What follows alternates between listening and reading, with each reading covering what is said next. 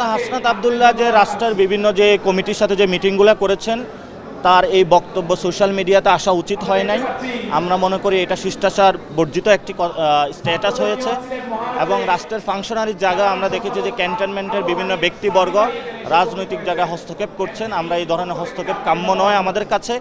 রাজনৈতিক ডিসিশনগুলো রাজনৈতিক ব্যক্তিবর্গ নিবে এবং সেখানে বিভিন্ন যে ইনস্টিটিউশনগুলো আছে সরকারি তাদেরকে জড়িত না হওয়ার জন্য আমরা অনুরোধ জানাচ্ছি। আন্তর্জাতিকভাবে অনেকগুলো সংগঠন বা বিভিন্ন দেশ ওনারা বলতে চাচ্ছেন যে একটি new term refined Awami League যেটা বলা হয়ে থাকে, যারা খুন অথবা গত 15 বছরে গুম খুনের সাথে নির্যাতনের সাথে জড়িত ছিল না তাদেরকে কিভাবে হলো পলিটিক্যালি পুনর্বাসন করা যায়। আমরা সেখানে বলেছি আওয়ামী লীগ দল হিসেবে বাংলাদেশে রাজনীতি করার তাদের অধিকার নাই।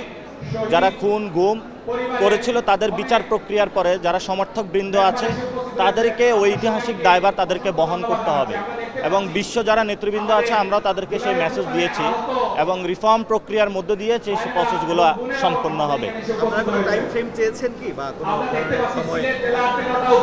আমরা এখনো কোনো টাইম ফ্রেম দেই নাই। ইতিমধ্যে যারা জুলাই আহত শহীদ আছেন তাদের ফ্যামিলিরা আজকে 48 ঘন্টার একটি সময় সীমা বেঁধে দিয়েছে।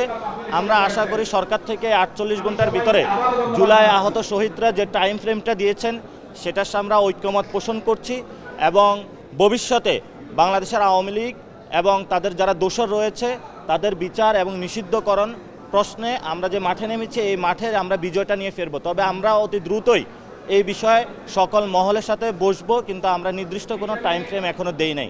আমাদের আন্দোলনটা শুরু হয়েছে সবার সাথে যোগাযোগ করে মাঠে যখন বড় আন্দোলন হবে আন্দোলনের মধ্য দিয়ে তখন আমরা একটি টাইম ফ্রেমের মধ্যে যাব। এটা ইন্টারন্যাশনাল প্রেশার আছে, কিন্তু প্রধান উপদেষ্টা যে বক্তব্যটা দিয়েছেন সেটার সাথে আমরা সম্পূর্ণভাবে দ্বিমত পোষণ করি এবং বাংলাদেশে প্রধান উপদেষ্টা হোক যে কোনো রাজনৈতিক দল আওয়ামী লীগকে নিষিদ্ধকরণ এবং তাদের নিবন্ধন মার্কা আদর্শ এগুলা বন্ধকরণ প্রক্রিয়া বাধা দিবে তাদের সাথে আমাদের যুদ্ধটা এবং লড়াইটা হবে। সেই ক্ষেত্রে আমরা আমাদের যুদ্ধ থেকে একটু কোনো পিছপা হব না, আমাদের সেই লড়াইটা আমরা চালিয়ে যাব।